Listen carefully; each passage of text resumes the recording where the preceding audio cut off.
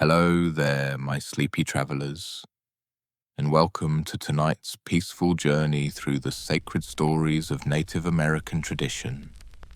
From the endless prairies to the sacred mountains, we'll discover the timeless tales that have been shared beneath starlit skies and passed down through countless generations.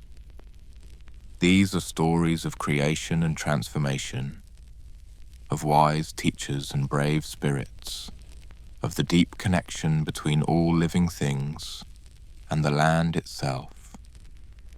We'll venture through the myths of the great Lakota, the wisdom of the Cherokee, the sacred teachings of the Navajo, and the legends of the proud Cheyenne. Each nation's stories reveal profound truths about the world and our place within it, offering lessons that echo across time. And as our journey draws to its gentle close, there will be calming ambience to carry you into peaceful dreams, with no interruptions or advertisements to disturb your rest. If you find comfort in these ancient stories, please consider giving us a like, subscribing to our channel, and sharing your peaceful thoughts in the comments below. But for now, settle into your pillows, let your breathing slow and deepen, and allow the ancient voices of the past to guide you into the realm of sleep and wonder.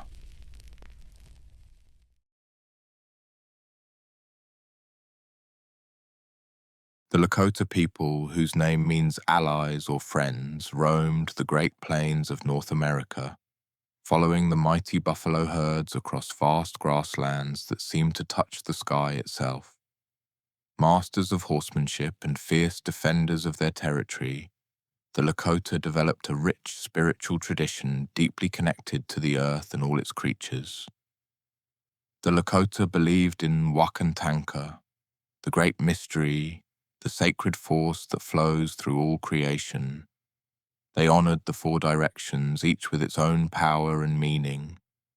They lived by codes of bravery, generosity, and wisdom, always remembering their responsibility to the 7 generations yet to come.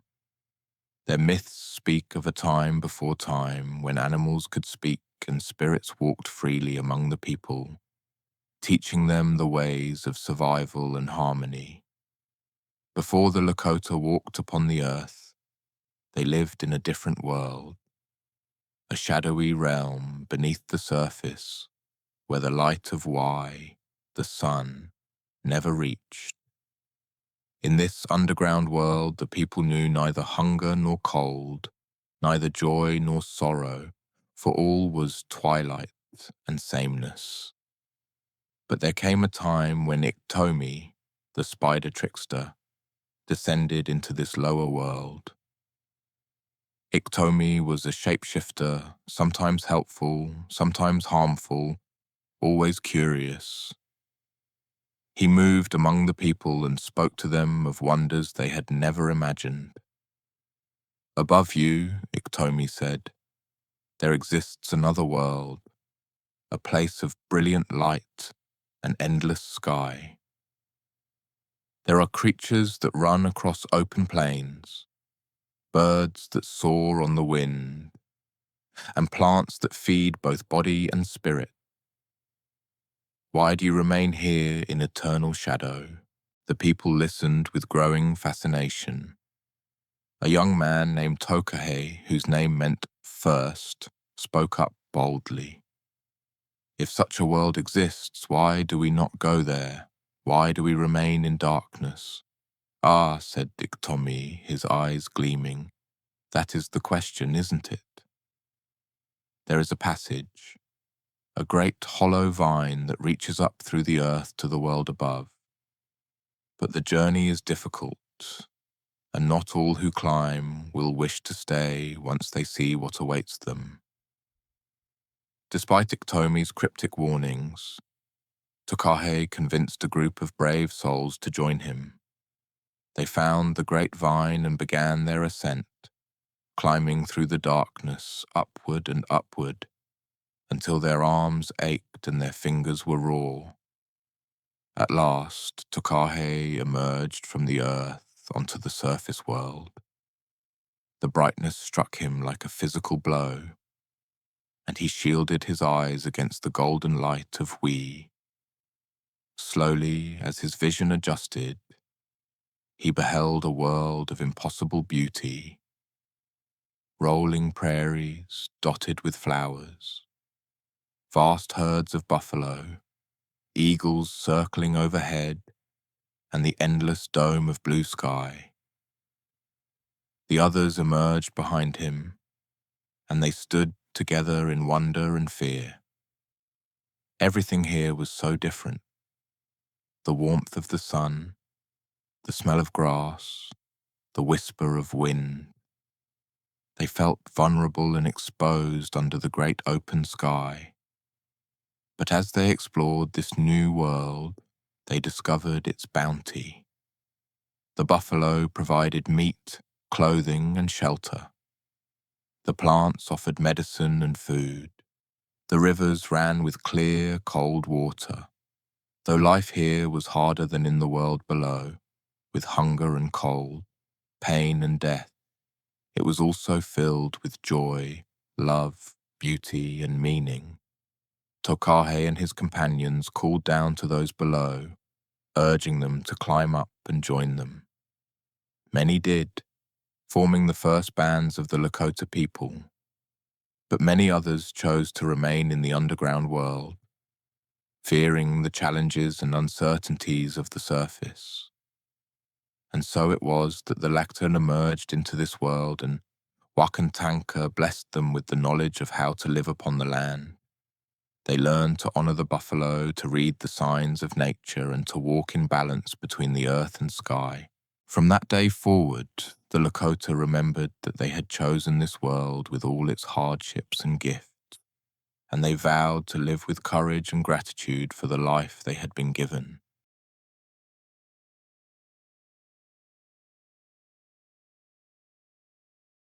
In the time when the people first walked the earth, there came a period of great hunger. The buffalo had disappeared, and the people were suffering. The chiefs called a council and decided to send 2 young scouts out across the plains to search for game. These 2 young men traveled for many days without seeing any buffalo. They climbed to the top of a high hill to survey the land, and it was there that they saw a figure approaching from the distance, shimmering in the heat of the prairie sun. As the figure drew closer, they realized it was a woman, unlike any they had ever seen. She wore a dress of white buckskin that seemed to glow with its own light, and she carried a bundle on her back.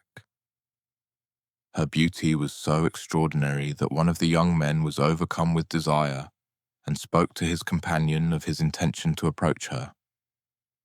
"Be careful," warned the second scout. "She is no ordinary woman.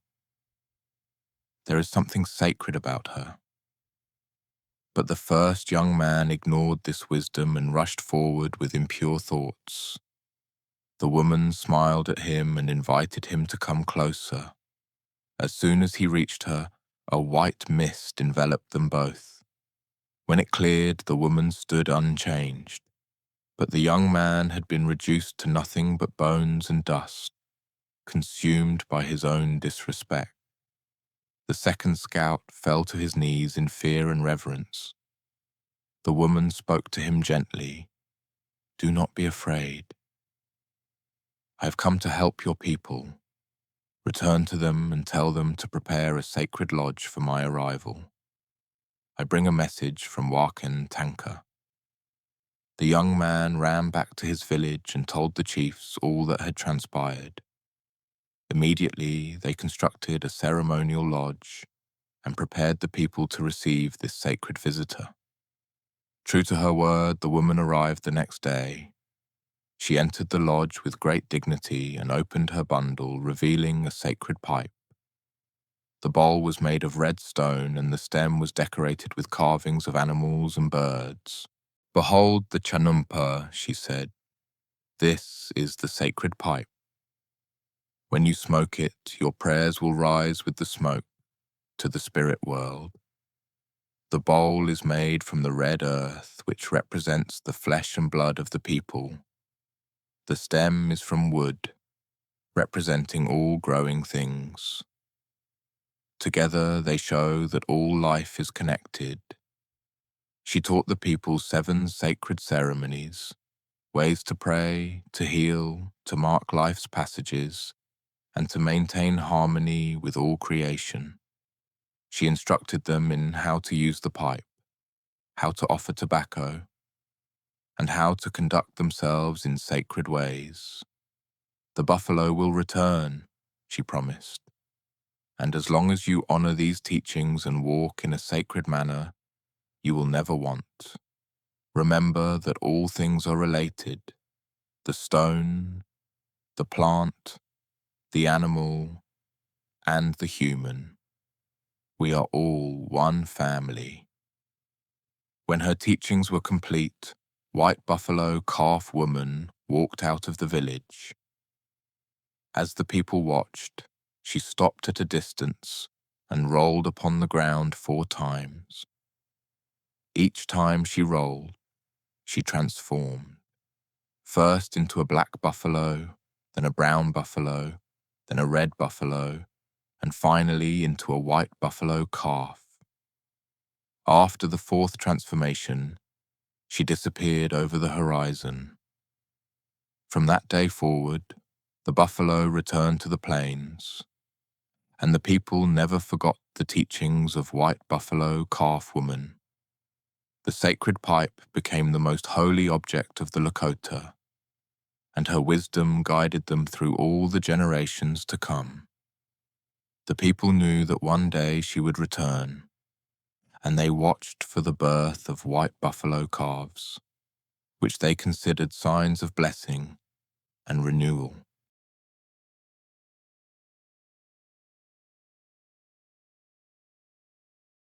The Cherokee, whose name for themselves is Ani-Yunwaya, meaning principal people, dwelt in the southeastern woodlands where the ancient Appalachian mountains rise like sleeping giants. They were farmers and hunters, builders and craftsmen, developing a sophisticated society with its own written language and system of governance. The Cherokee held a deep respect for balance and harmony, believing that the world existed in a delicate equilibrium between opposing forces. Their stories teach of a time when animals and humans shared the same language, and the boundaries between the natural and supernatural were thin as morning mist. How the world was made. In the beginning, long before there was an earth, there was only water. All the animals and beings lived above, in Galunlati, the sky vault, but it was becoming crowded, and they needed more space. Where can we go? They asked one another. We need land to walk upon. The little water beetle, called Beaver's grandchild, volunteered to search below the water to see what could be found. He dove down beneath the surface and swam down, down, down through the dark waters until he reached the bottom. There he found soft mud, which he brought up to the surface. The mud began to spread in all directions, growing and growing, stretching out to form the earth. But at first the earth was soft and wet, not solid enough to stand upon. The animals tried to send down birds to see if it had dried, but each returned saying the ground was still too soft. Finally, the great buzzard, the grandfather of all buzzards, flew down to check. He flew close to the earth and his wings began to tire. As he dipped down, his wings struck the soft ground, creating valleys. When he rose up, his wings lifted the earth with them, forming mountains. Where he flew became the Cherokee country, a land of peaks and hollows, ridges and valleys. The animals above saw what was happening, and called the great buzzard back before he could make the whole earth mountainous. But the Cherokee land remained filled with mountains, and they treasured this rugged, beautiful territory. When the earth was finally dry, the animals came down from the sky vault. But it was still dark. There was earth, but no sun, no moon, no stars. The animals wondered how they could create light. They pulled the sun from beyond the sky vault and set it on a path across the sky. At first they placed it too close, and the earth burned with terrible heat. The crawfish had his shell turned red from the heat, and he remains that color to this day. They raised the sun higher, but it was still too hot. Finally, after 7 attempts, they placed it at just the right height, 7 handbreadths above the earth, where it gave light and warmth, but did not burn. The animals then created the plants. Every tree, every flower, every blade of grass was given a purpose. Some for food, some for medicine, some for beauty. The cedar tree was made sacred, for it never sleeps, keeping watch throughout the night when all other trees rest. When all this was done, the animals realized they needed keepers for this new world. And so, from the mud and the mist, the first man and first woman were created. They were given the task of naming all things and learning the ways of balance and respect. But there was a problem. The humans multiplied quickly, and soon they were threatening to overrun the earth.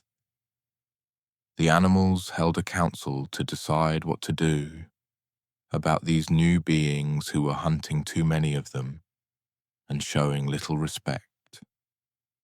"The humans do not honor us," said the deer. "They kill without thanking us for our sacrifice. They waste our bodies," said the bear. "They take more than they need." Each animal group decided to strike back by sending diseases to afflict the humans who mistreated them. Every animal created a different illness: fever, pain, sickness of body and mind. But the plants who had been listening felt sorry for the humans. They called their own council and decided that for every disease the animals created, they would provide a cure. Each plant volunteered to be a remedy for a particular ailment. "We will help the humans," said the plants, "but only if they approach us with respect and gratitude. They must learn to ask permission before taking, and they must never waste what we give them." And so it came to be that the world found its balance. The animals providing food but also punishment for disrespect. The plants providing healing, and the humans learning to walk carefully between gratitude and greed. The Cherokee never forgot these teachings, and they honored the animals they hunted and the plants they gathered, always giving thanks and taking only what they needed.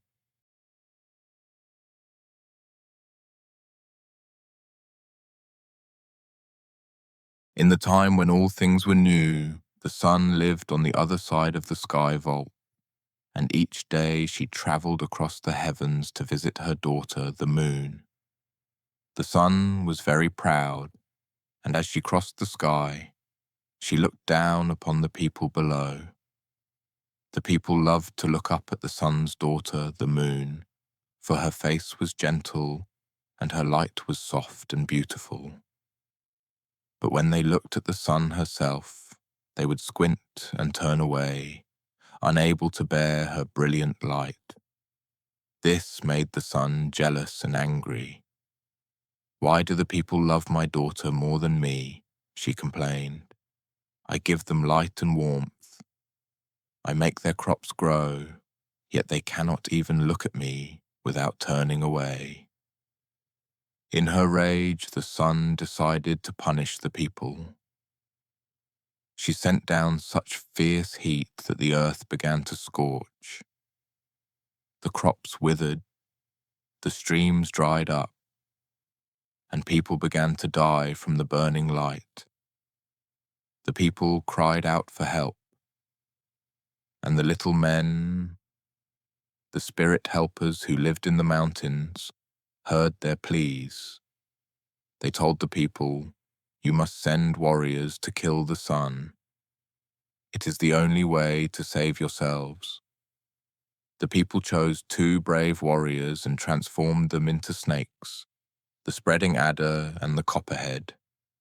The snakes waited by the daughter's house, where the sun stopped each day to visit. The plan was to strike the sun as she rested there. But when the sun arrived, the snakes were dazzled by her brightness and afraid of her power. The spreading adder could only spit out yellow slime, and the copperhead could not strike. The sun laughed at them and continued on her way, burning the earth even more fiercely as punishment for this attempted attack. The people returned to the little men, who transformed 2 new warriors, this time into a rattlesnake and a great tuktena, a horned serpent. They waited at the daughter's house as before. When a figure emerged from the house, the uktena struck immediately, his fangs sinking deep. But it was not the sun he had bitten. It was her daughter, the moon, who was leaving just as her mother arrived.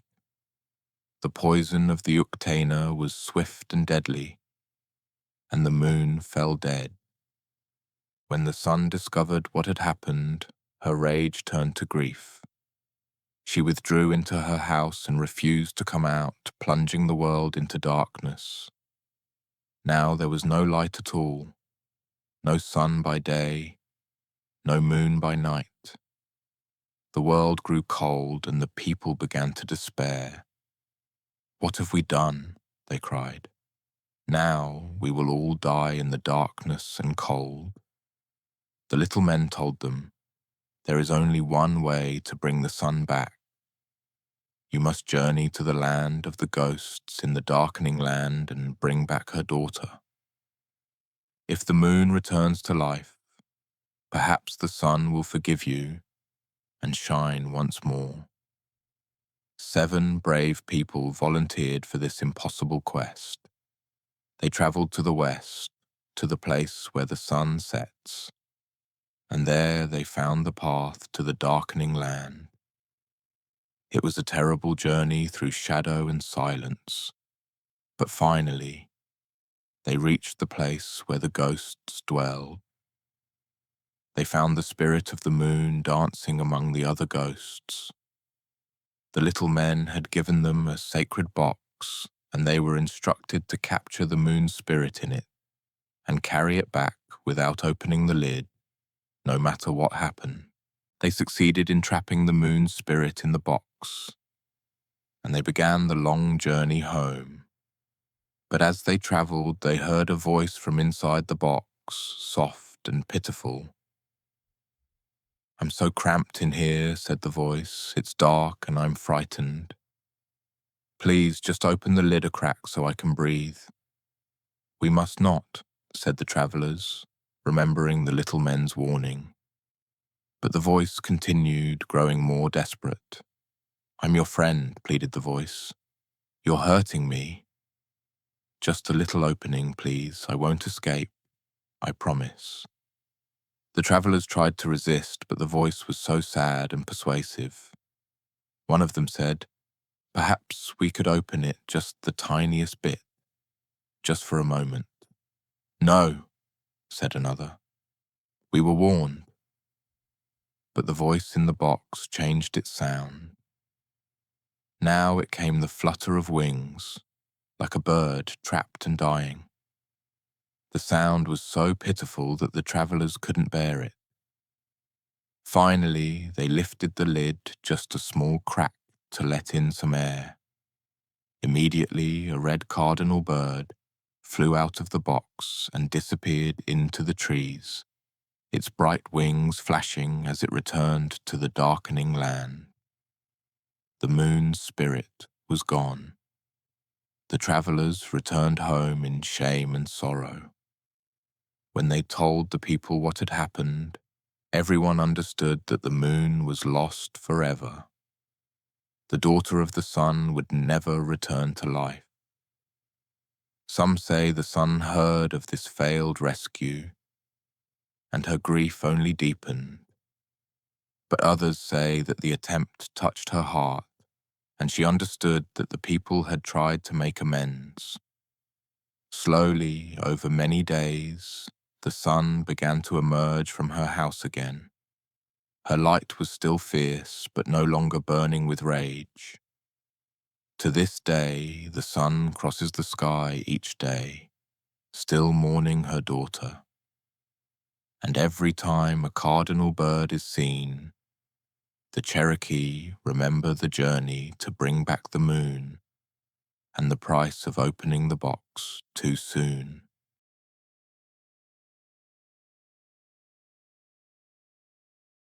The Navajo people, who call themselves Diné, meaning the people, are the largest Native American tribe in North America. They inhabited the high desert regions of the Southwest, a land of red mesas, painted canyons, and endless sky. The Diné developed a complex spiritual worldview centered on Hojo, the concept of beauty, harmony, and balance. Their sacred stories speak of emergence through multiple worlds, each lesson bringing the people closer to wisdom and understanding. The Diné believed that through right action, prayer, and ceremony, humans could maintain the sacred balance of all creation. Long ago, before this world existed, the beings lived in the first world, a place of darkness deep beneath the surface. This world was red, like the inside of the earth, and it was very small. The inhabitants were insect beings, ants, beetles, dragonflies, and locusts. But these beings could not live in harmony. They quarreled constantly, broke the sacred laws, and showed disrespect to one another. Finally, first man and first woman, who were holy beings of great power, decided that the insect beings could not remain there. "We must leave this place of discord," first man declared. "We must find a world where we can live in harmony." They found an opening in the sky above and climbed through it into the second world. This world was blue, like the color of turquoise, and it was larger than the first. Here they found the blue birds, blue herons, and blue jays. At first, the inhabitants of this new world welcomed the newcomers, but soon the same problems arose. The beings from below brought their quarrelsome ways with them, and they began to fight with the birds who lived there. The chiefs of the second world became angry. "You have brought disharmony to our land," they said. "You must leave." Once again, first man and first woman led the people upward, this time into the third world. This world was yellow, like pollen, and even larger than the second. Here they found more animals and birds, and great rivers running through the land. The holy beings taught the people many things in this world: how to plant corn, how to make tools, how to live in family groups. But again, the people forgot the sacred ways. There was adultery, jealousy, and anger. The sacred balance was broken, and the consequences were severe. Te Hutsodi, the water monster, became enraged because someone had stolen his children. In his fury, he caused a great flood to rise up, and the waters began to fill the third world. "We must flee," cried first man, "so the flood will destroy us all." The people gathered what they could carry and looked for a way to escape. They found a great reed growing in the center of the world. a reed so tall it seemed to touch the sky. The beings began to climb up inside the hollow reed, fleeing from the rising waters. Up and up they climbed, as the waters roared below them, chasing them higher and higher. At the top of the reed they found the sky of the third world, solid and impenetrable. They were trapped. Locust, who had strong jaws, began to chew through the sky. He made a small hole, and through it he climbed into the fourth world, this world, the glittering world. But this world was already inhabited by the Kiighahala, the spiritual beings who lived there. Locust found himself face to face with these powerful beings. "Who are you to come into our world uninvited?" they demanded. Locust had to prove that he and his people were worthy to enter this world. The spiritual beings challenged him to contests to test his worthiness. Though the tests were difficult, Locust succeeded through cleverness and persistence. "Very well," said the spiritual beings. "You and your people may enter the fourth world, but you must live in Hojo, in beauty and harmony. If you bring discord here as you did in the worlds below, there will be nowhere left to go." The opening was widened, and all the beings climbed through into the fourth world, this world. They brought with them the water birds, who shook the water from their feathers and created the rivers and lakes. They brought the sacred corn and the knowledge they had gained in the worlds below. But the water monster's anger had not subsided. The flood continued to rise, threatening even this new world. First Man realized what had to be done. They must return the water monster's children. The babies were found and returned to Tehultsodi, and the waters receded. But the landscape had been forever changed by the flood, creating the valleys, canyons, and mountains of the southwest. First Man and First Woman then set about creating order in this new world. They placed the 4 sacred mountains at the 4 cardinal directions, marking the boundaries of Deneta, the Navajo homeland. They created the sun, moon, and stars. They established the seasons and the sacred ways of living. Remember, First Man told the people, we have been given 4 chances. We have journeyed through 4 worlds. Each time we brought our discord with us, and each time we had to flee. This is the last world. There is nowhere left to go. We must learn to walk in beauty, to live in harmony, to maintain Hocho. And so the Dine learned to live in this glittering world, always remembering the journey through the worlds below and the importance of maintaining sacred balance in all things.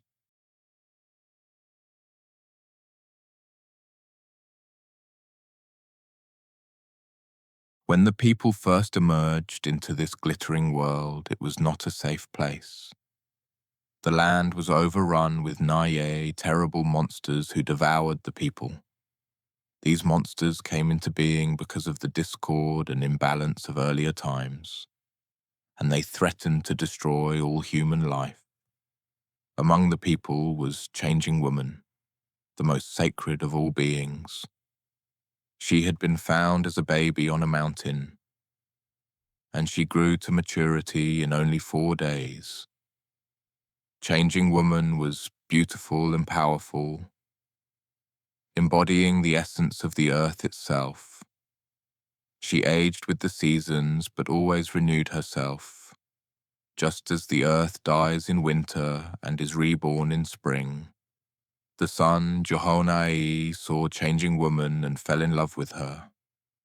He visited her, and from their union, Changing Woman gave birth to twin boys. These were the hero twins, Naye Nejani, monster slayer, and Tobajishchini, born for water. The twins grew quickly, as magical beings do, and they soon learned of the monsters terrorizing the people. "We must do something," Monster Slayer said to his brother. "The monsters are killing our people. We must stop them." "But we are not strong enough," Born for Water replied. "We need weapons and power that we do not have." "Then we must find our father," Monster Slayer decided. "He can give us what we need." Their mother, Changing Woman, was reluctant to tell them where their father lived, fearing for their safety on such a dangerous journey. But the twins were persistent, and finally, she revealed that their father was the sun, and told them how to reach his home in the sky. The journey to the sun's house was filled with peril. The twins had to pass through crushing rocks, across a field of cutting reeds, through a forest of cactus, and over boiling sands. But Spider-Woman, who lived among the people and often helped them, gave the twins magical feathers and taught them prayers that would protect them from these dangers. At last they reached the House of the Sun. It was a magnificent dwelling made of turquoise, built at the eastern edge of the world where the sun begins his daily journey. But the sun did not immediately accept them as his sons. "You say you are my children," he said, "but how do I know this is true? Perhaps you are monsters in disguise, sent to trick me." The sun subjected the twins to terrible tests. He tried to freeze them, to burn them, to poison them, to crush them. But each time they survived through their courage, the prayers Spider-Woman had taught them, and the protection of the holy beings. Finally convinced, the sun accepted them as his sons. "What is it you seek?" he asked. "Our people are being destroyed by monsters." "Tss, tss," Monster Slayer explained. "We need weapons and power to defeat them." The sun, proud of his sons' bravery and their devotion to the people, gave them powerful weapons, lightning arrows, stone knives, and armor made of flint. He taught them songs and prayers that would make them invincible in battle. Armed with these gifts, the hero twins returned to the glittering world and began their great task of ridding the land of monsters. One by one, they hunted down the Naye and destroyed them. Their first battle was with Ye-Itso, the big giant, the most terrible of all monsters. He was so large that he drank entire rivers dry, and his footsteps created valleys. The twins tracked him to his home near Mount Taylor and challenged him to combat. The battle was fierce and long. Ye-Itso hurled boulders at them, but the twins dodged them. He breathed fire, but their armor protected them. Finally, Monster Slayer fired a lightning arrow that struck the giant in the heart, and Ye-Itso fell dead. His blood flowed across the land, and where it dried, it turned into the black volcanic rock that still marks the landscape today. The twins continued their campaign, destroying monster after monster. The horned monster, the eagle monster who carried people away, the kicking monster who kicked travelers off cliffs. Each victory made the world safer for the people. But when they had killed most of the monsters, they encountered four beings who begged for their lives. These were old age, poverty, hunger, and disease. "Please don't kill us," they pleaded. "We know we cause suffering, but we are also part of the natural order. Without us, the world would not be in balance." The twins considered this. "How can this be?" asked Born for Water. "You caused the people such misery." "It is true," said Old Age, "but without me there would be no room for new generations. People would never die. and the earth would become overcrowded. Without me, said Poverty, people would never appreciate wealth or share with those in need. They would become greedy and selfish. Without me, said Hunger, people would not value food. They would waste the gifts of the earth and never give thanks. And without me, said Disease, people would take their health for granted. They would not cherish life or understand its fragility. The hero twins realized the wisdom in these words. Not all hardship is evil. Some difficulties teach necessary lessons and maintain the sacred balance of life.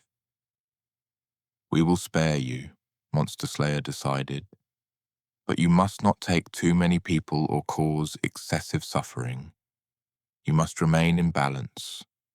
The four agreed and the twins let them live.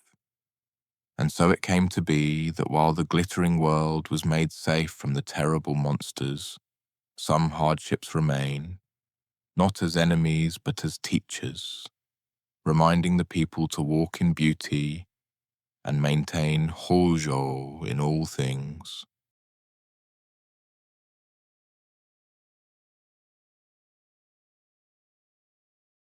The Cheyenne people, known as Sisters in their own language, were nomadic hunters of the Great Plains, following the buffalo herds across vast grasslands. They were known for their bravery in battle, their skill with horses, and their deep spiritual traditions. The Cheyenne believed in Maheo, the All-Spirit, who created the world and all living things.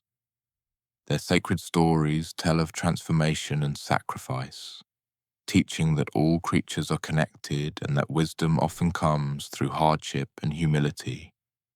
In the beginning there was nothing but Maheo, the All-Spirit, alone in the void. There was no earth, no sky, no light, only endless emptiness and Maheo's consciousness moving through the void. Maheo looked into the darkness and felt loneliness for the first time. I will create, he said, and from his thought, the first beings came into existence. The great water birds, but there was nowhere for them to land, nowhere to rest. They swam and swam through the endless water that now existed, growing weary with no place to find comfort. Help us, Maheo, they cried. We need a place to rest. Maheo looked down at the birds with compassion. Dive down into the water, he told them. See if you can find anything beneath. The ducks dove first, plunging deep, but they could not reach the bottom. The geese tried, and the loons, but even they could not find earth. Finally, Coot, the little mud hen, offered to try. I am small and not as strong as the others, she said, but I will do my best. She took a deep breath and dove down into the dark water. The other birds waited and waited, fearing she had drowned. But at last she popped back to the surface, gasping for air. In her bill, she carried a tiny ball of mud. Here, Maheo, she said weakly. This is all I could find. Maheo took the mud and rolled it between his palms, shaping it, blessing it.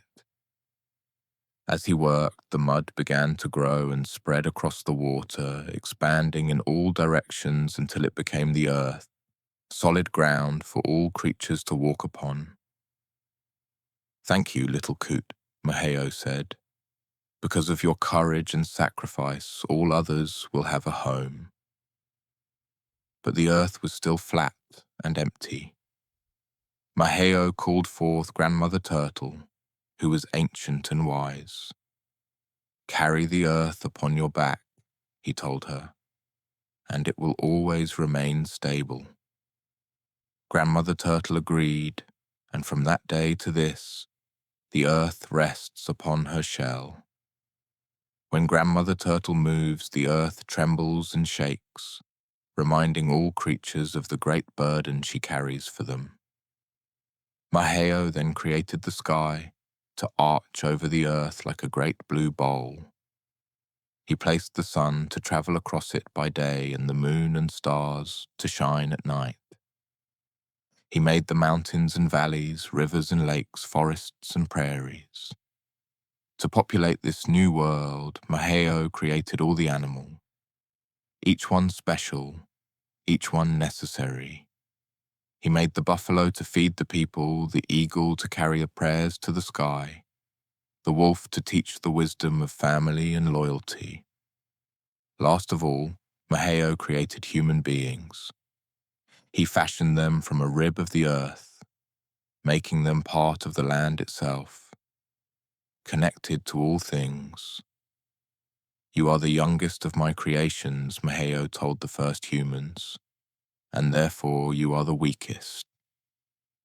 You have no claws like the bear, no speed like the deer, no wings like the hawk. You must learn from your older brothers and sisters, the animals and plants. They will teach you how to survive and how to live in balance. And so the Cheyenne learned to honor all creation, remembering that they were the youngest children of Maheo, dependent on the wisdom and generosity of all their relations. In the early days after the people were created, they struggled to survive. They did not yet know how to hunt the great buffalo herds, and they often went hungry. The buffalo were too fast, too powerful, and the people's stone-tipped spears could not bring them down. A young woman of the tribe, seeing her people suffer, decided to pray for help. She went alone to a hilltop and fasted for 4 days, asking Maheo to show her people how to survive. On the 4th night, she had a vision. A great white buffalo appeared to her, shining in the moonlight. "I hear your prayers," the white buffalo said. "I will help your people, but first you must make a promise." "Anything," the woman replied. "The buffalo will give themselves to feed your people," the white buffalo spirit explained. "But you must honor this sacrifice. When you kill a buffalo, you must use every part, meat for food, hide for clothing and shelter, bones for tools, sinew for thread. Nothing must be wasted, and you must always give thanks and conduct the ceremonies properly. Do you promise this?" "I promise," said the woman. "We will honor the buffalo in all ways." The white buffalo spirit nodded. "Then return to your people and teach them the sacred hunting ways. Show them how to drive the buffalo over cliffs, how to surround them, how to make prayers before the hunt. If you keep your promise, the buffalo will always come when the people need them." The young woman returned to her tribe and shared her vision. She taught them the sacred songs and ceremonies, and the people learned the proper way to hunt buffalo. From that day forward, the buffalo gave themselves willingly to feed the people, and the Cheyenne never forgot their promise to honor this gift. But many generations later, when the white settlers came with their guns and killed the buffalo by the thousands, leaving the carcasses to rot on the plains, the buffalo spirit withdrew. The great herds dwindled until they nearly vanished from the earth. The old people say that the white buffalo still watches and waits, hoping that humanity will once again learn to live in balance and honor the sacred covenant between all living things.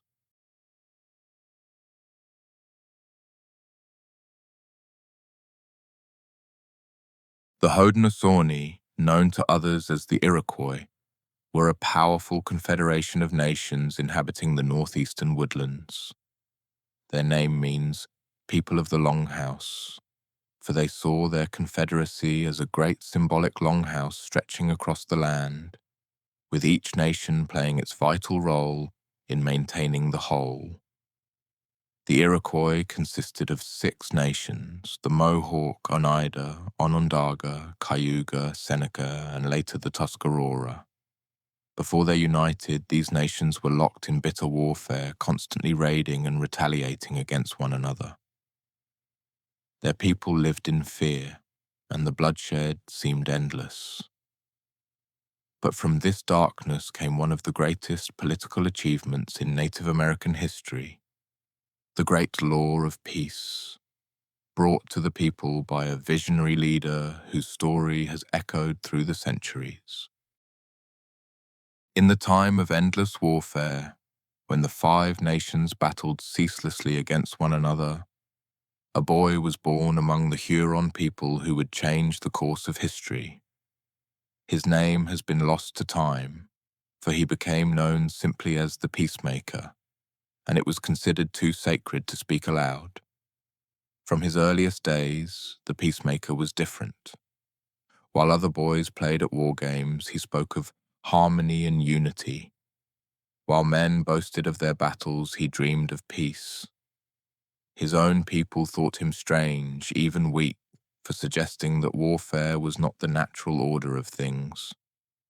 When he reached manhood, the Peacemaker received a vision so powerful and clear that he knew it came from the Creator himself. He saw the 5 warring nations united under one great tree, living together in peace, making decisions through reason and consensus rather than violence. "I must bring this message to the people," he told his grandmother, who had raised him. "The Creator has shown me a way to end the bloodshed." His grandmother worried for him. "The people will not listen," she warned. "They have known only war for so long that they cannot imagine peace." But the Peacemaker was determined. He carved a white stone canoe and set out across the Great Lake, paddling toward the lands of the warring nations. When people saw him approaching in a canoe of stone, something that should have sunk but floated by the power of his vision, some began to wonder if he truly carried a message from the Creator. The Peacemaker traveled first to the Mohawk Nation, who were known as fierce warriors. He went to the home of a woman who had become wealthy by feeding warriors heading to battle. She would cook for them, and they would pay her with the spoils of war. "I bring a message of peace," the Peacemaker told her. "No more will your sons go to war.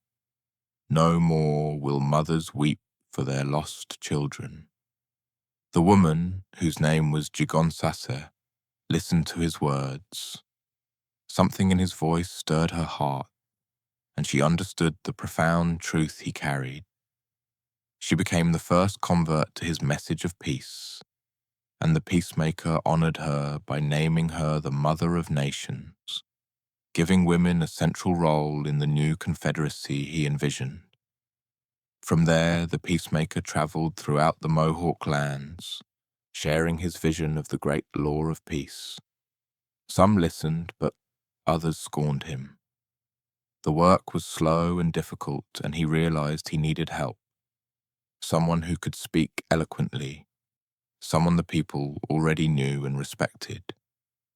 It was then that he learned of Hiawatha. Hiawatha was an Onondaga man, a skilled orator and leader who had once been happy and prosperous. But tragedy had struck his family with terrible force. One by one, his daughters had died under mysterious circumstances. Some said it was the work of Tadadaho, the twisted and evil chief of the Onondaga, who wielded dark power and opposed anyone who might challenge his authority. Grief-stricken and mad with sorrow, Hiawatha had wandered into the forest, abandoning his people and his position. The Peacemaker found him there, living alone, consumed by his pain. The Peacemaker performed a condolence ceremony for Hiawatha, the first of its kind. He gathered white shells from the lake and strung them on cords. creating what would become known as wampum. Each string represented a specific part of the grieving process, wiping away tears, clearing the throat so one could speak again, opening the ears to hear words of comfort. Through this sacred ritual, Hiawatha's mind cleared and his heart began to heal. He listened to the peacemaker's vision of unity and peace, and he recognized its profound wisdom. "I will help you," Hiawatha said.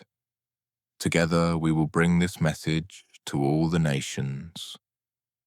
And so the two men traveled together, an unlikely partnership, the visionary and the orator, the prophet and the spokesman. The peacemaker would share his vision, and Hiawatha would give it voice, translating the divine message into words that touched people's hearts. They went first to the Mohawk, who accepted the message and agreed to join the Confederacy. Then to the Oneida, who also embraced the vision of peace. The Cayuga and Seneca followed, persuaded by the wisdom of the great law. But the Onondaga, Hiawatha's own people, proved most difficult. Their chief, Tododaho, was a figure of terror. It was said that his mind was so twisted with evil that his body had become twisted as well. His hair was a mass of writhing snakes. His hands were like claws, and his spine was bent in 7 places. He wielded such dark power that even warriors feared to approach him. Tadadaho opposed the message of peace with all his might. He had grown powerful through warfare and chaos, and he knew that peace would diminish his authority. He used his evil magic to disrupt the peacemaker's efforts, sending madness and discord wherever the two men traveled. The peacemaker knew that the great law could not be complete without the Onondaga, and the Onondaga would never join while Tadadaho ruled with darkness and fear. But rather than destroy Tadadaho, the peacemaker chose a different path. "We will not fight him with violence," the peacemaker told Hiawatha. "We will transform him with compassion." They gathered the chiefs of the 4 nations that had already agreed to join the Confederacy. Together, this great assembly approached Tadadaho's dwelling. The sight of him was terrible, the snakes hissing in his hair, his body contorted, his eyes burning with malice. But the peacemaker spoke to him with respect and calm. "Tadadaho, your power is great, and your mind is strong. You have become twisted because you have used your gifts for evil purposes. But it is not too late to change. Join us in the great law of peace, and we will straighten your mind and body. We will make you the central firekeeper of all the nations, the most honored position in the Confederacy." At first, Tadadaho rejected the offer with curses and threats, but Hiawatha began to sing the hymn of peace, and the other chiefs joined in. The peacemaker stepped forward and began to comb the snakes from Tadadaho's hair, straightening each coil with gentle hands. Slowly, as the song continued and the peacemaker worked, Tadadaho's body began to straighten. The snakes fell away, the twisted spine aligned, the clawed hands became human again. The evil that had consumed Tadadaho began to drain away, and in its place came clarity and understanding. He saw, perhaps for the first time in years, the suffering his actions had caused. He saw the wisdom in the peacemaker's vision. "I accept," Tadadaho said at last. "I will join the great law of peace." And so all 5 nations came together under the great tree of peace. The peacemaker planted a great white pine tree as a symbol of their unity. Its 4 white roots stretched to the 4 directions, inviting all nations who wished for peace to follow them to shelter beneath the tree. At the top of the tree, he placed an eagle to watch for danger. He took all the weapons of war from the 5 nations and buried them in a deep pit beneath the tree, over which a river ran, carrying the weapons away forever. The peacemaker then established the great law, which detailed how the Confederacy would function. The system he created was remarkable, a democratic structure where decisions were made through discussion and consensus, where women had the power to choose leaders and remove them if they failed in their duties, where each nation maintained its sovereignty while contributing to the strength of the whole. The Mohawk, he said, would be the keepers of the eastern door of the Longhouse. The Seneca would keep the western door. The Onondaga, with Tadadaho as their chief, would be the keepers of the central fire, where the council would meet. The Oneida and Cayuga would serve as the younger brothers, supporting the whole structure. Women, honored as the life-givers and the ones who truly understood the cost of war, would choose the male chiefs and could remove them if they strayed from the path of peace. Children, he decreed, must be protected and honored, for they were the future of the people. We are no longer 5 nations living in fear and warfare, the peacemaker proclaimed. We are now the Haudenosaunee, the people of the Longhouse. What happens to one happens to all. An attack on one nation is an attack on all. Let us live in peace and brotherhood from this day forward. The great law of peace that the peacemaker and Hiawatha established became one of the most sophisticated governmental systems in the world. Some historians believe it influenced the framers of the United States Constitution, who were familiar with the Iroquois Confederacy and admired its democratic principles. When his work was complete, the peacemaker departed, paddling away in his white stone canoe toward the setting sun. Some say he ascended into the sky. Others say he promised to return if the people ever abandoned the great law of peace. Hiawatha continued to serve the Confederacy until he too passed into legend, remembered forever as the man who helped bring peace to a war-torn land. His name became so famous that the American poet Henry Wadsworth Longfellow wrote an epic poem called The Song of Hiawatha, though Longfellow confused the Iroquois Hiawatha with legends from other tribes. The Iroquois Confederacy endured for centuries, standing as proof that peace was possible, that enemies could become brothers, and that the power of a good idea could transform the world.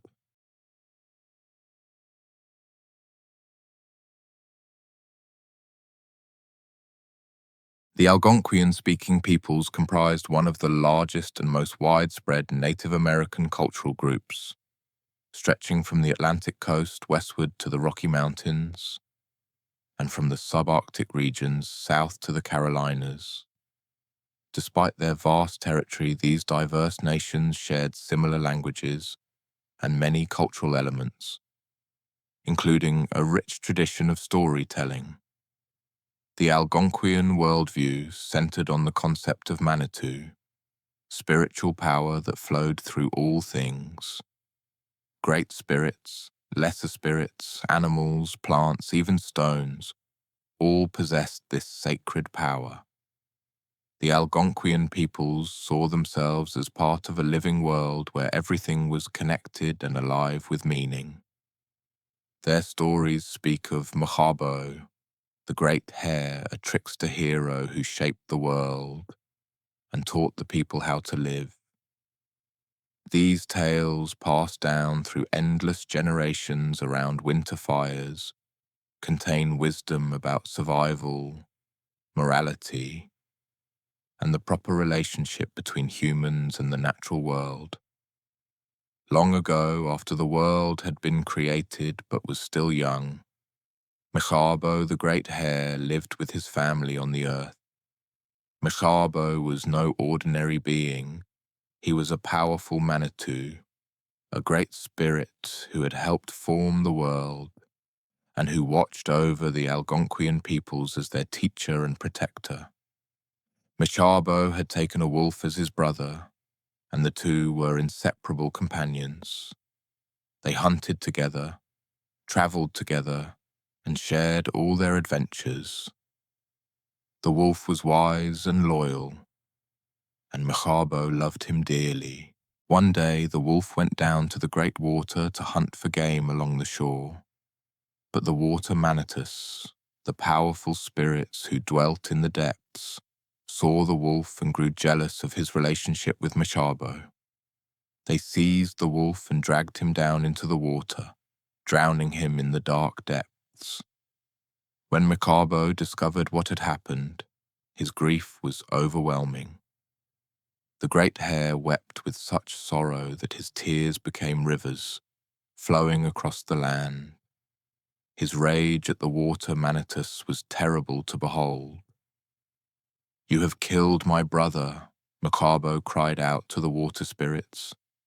"You will pay for this crime." He stood at the shore and began to shoot fire arrows into the water, trying to drive out the spirits and punish them for what they had done. The fire arrows hissed and steamed as they struck the water, turning it to vapor. But the water manitus were not without power. Enraged by Michabo's attack, they caused the waters to rise up in retaliation. The lakes overflowed their bounds, the rivers swelled and burst their banks. The seas rose higher and higher, flooding across the land. The great flood had begun. Michabo fled before the rising waters, running as fast as he could. The water chased him across the plains, up into the mountains, higher and higher. He climbed to the tallest peak he could find, but still the water rose, lapping at his feet. Looking around desperately for refuge, Michabo saw a great tree growing on the mountain top. He climbed into its highest branches, and there he found other beings who had also fled the flood. Animals of all kinds, huddled together in fear, but the water continued to rise. Soon even the top of the tree would be submerged, and all would drown. Michabo knew he had to act. He called out to the animals around him. "The old world is destroyed," he said, "but I can make a new world if I can obtain some earth from beneath the waters. Who among you will dive down and bring me soil from the bottom?" The beaver, who was a strong swimmer, volunteered first. "I will go, Michabo," he said bravely. The beaver dove from the tree into the dark water and disappeared beneath the surface. The other animals waited anxiously, watching the water for his return. They waited a long time. Finally, the beaver's body floated to the surface, lifeless. He had drowned trying to reach the bottom. The animals mourned, but Michabo gently took the beaver's paws and examined them. There was no earth to be found. The beaver had not reached the bottom before his strength failed. Next, the otter offered to try. "I can swim deeper than the beaver," she said. She dove in and, like the beaver, she stayed under for a very long time. When she finally surfaced, she too was dead, and her paws held no earth. One by one, animals volunteered. The loon, the duck, the mink. Each dove bravely into the dark water, and each died in the attempt to reach the bottom. None brought back any earth. At last, only the muskrat remained. He was small and not considered a particularly strong swimmer. The other animals looked at him with pity. "The task is impossible," they said. "If the beaver and the otter could not succeed, how can you?" But the muskrat stepped forward. "Nevertheless, I will try," he said quietly. "Michabo needs earth to make a new world, and someone must bring it to him. The small muskrat dove into the water and disappeared. The animals waited. Time passed, longer than any of the others had stayed under. They began to give up hope. Then, after what seemed like an eternity, something small floated to the surface. It was the muskrat's body, and he too had drowned in the attempt. But when Michabo gently lifted the little creature from the water and opened his tiny paw, there, pressed against his palm, were a few grains of soil. "You have succeeded where all others failed," Michabo said, honoring the small muskrat. "Your courage and sacrifice will never be forgotten." Michabo took the precious grains of earth and breathed upon them. Immediately they began to grow and expand. He placed them on the water, and they spread outward in all directions, growing and growing until they formed a new island. The island continued to expand, becoming larger and larger, until it became the vast land we know today. This is why the Earth is sometimes called Turtle Island by the Algonquian peoples and other Native Americans, for it was formed on the back of the great turtle, who rose from the depths to support it. Michabo then restored life to all the animals who had died trying to help him, honoring their sacrifice. He populated the new earth with plants and trees, fish and game. He created new humans to inhabit this world, teaching them how to hunt, how to make fire, how to craft tools, and how to live in harmony with all of creation. From that day forward, the muskrat was honored among all animals for his courage and perseverance. Though small and seemingly weak, he had accomplished what the great and powerful could not, teaching the people that true strength comes from the heart and that no act of sacrifice is too small to make a difference. After the Great Flood, when Michabo had recreated the world and formed the new human beings, he took it upon himself to teach them everything they would need to survive. He became their great teacher, traveling among them and sharing the wisdom of the spirits. The people at first were helpless as newborn children. They did not know how to feed themselves or protect themselves from the elements. They huddled together in fear of the dark, the cold, and the wild animals. Michabo came to them and said, "Do not be afraid. I will teach you the skills you need, but you must pay attention and remember what I show you, for these lessons are sacred gifts." First, Michabo taught them how to make fire. He showed them which stones to strike together to create sparks, and how to prepare tinder from dry grass and bark to catch those sparks. He showed them how to nurture a small flame into a strong fire, and how to keep it burning through the night. "Fire will keep you warm when the cold winds blow," Michabo told them. "It will cook your food and make it easier to eat. It will protect you from dangerous animals. It will give you light in the darkness. But you must respect fire, for it can also destroy. Never let it escape your control, and always give thanks for its gift." Next, Michabo taught them how to hunt. He showed them how to track animals by reading their footprints in the earth and their marks on the trees.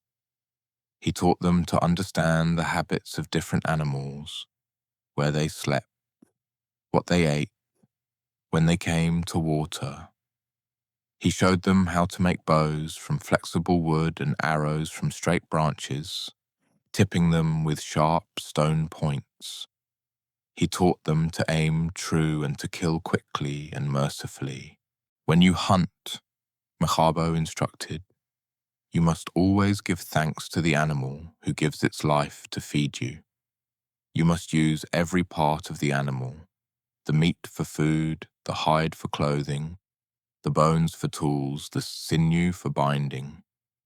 To waste any part of the animal is to show disrespect for its sacrifice. And you must never kill more than you need. Take only what you require and leave the rest for others.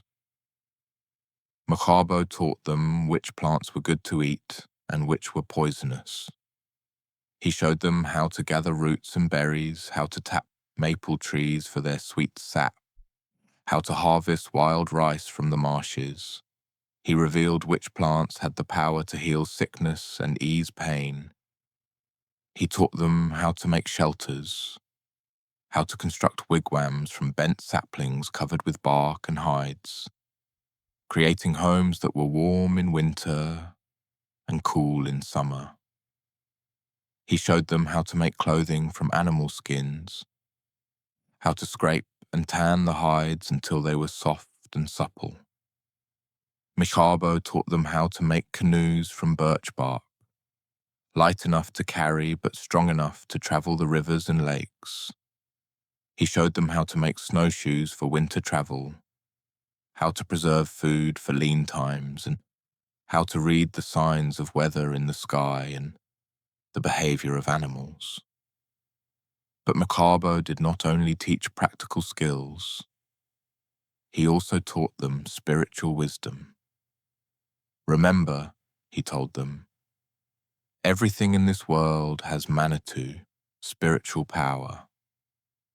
The rocks, the trees, the animals, the wind, the water, all are alive and aware.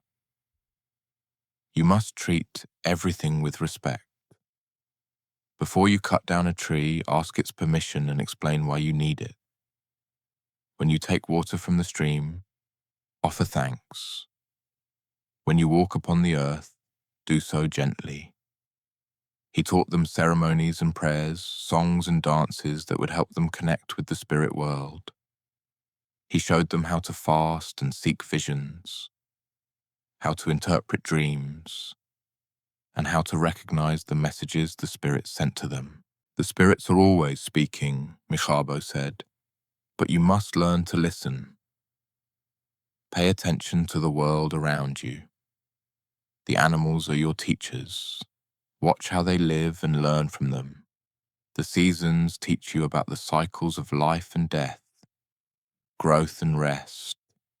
The stars in the sky teach you about permanence and change. Everything is a lesson if you have eyes to see. Michabo also gave them social laws, rules about how to treat one another, how to resolve disputes, how to share resources fairly. He taught them to honor their elders, to protect their children, to care for the sick and the weak. You are all related, he told them, not just to one another, but to all living things.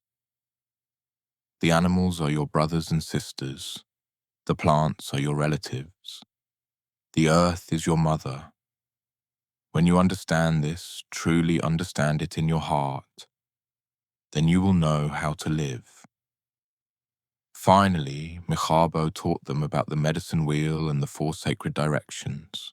Each direction had its own power and meaning. East, the direction of the rising sun, brought new beginnings and wisdom. South brought warmth, growth, and the energy of youth. West brought transformation, the harvest, and maturity. North brought reflection, endurance, and the wisdom of age. Life moves in circles, Michabo explained. The seasons circle from spring to winter and back to spring. Your life circles from birth to death. The sun circles across the sky each day. Understanding these circles helps you understand your place in the great pattern of existence. When Michabo had taught the people everything they needed to know, he prepared to depart. I cannot stay among you forever, he told them, but I will not abandon you. I will watch over you from the spirit world. When you need guidance, pray to me and I will hear you. When you honor the old ways I have taught you, I am with you. The people begged him to stay, but Michabo shook his head. You must learn to walk on your own now. You have everything you need. Remember what I have taught you, and teach it to your children, and they to their children. If you keep these teachings alive, your people will survive and thrive. And with that, Michabo departed, transforming into a great white hare and bounding away toward the east, where the sun rises. The people watched him go with tears in their eyes, but they remembered his words and his teachings. They passed the knowledge down through the generations, keeping the wisdom of Michabo alive in their hearts. And whenever they saw a white hare in the forest, they smiled and gave thanks, remembering the great hare who had given them the gifts of survival and wisdom. To this day, the Algonquian peoples honor Michabo as their great teacher and protector. His stories remind them of the proper way to live, with respect for all creation, with gratitude for the gifts of the earth, and with the understanding that all things are connected in the great circle of life.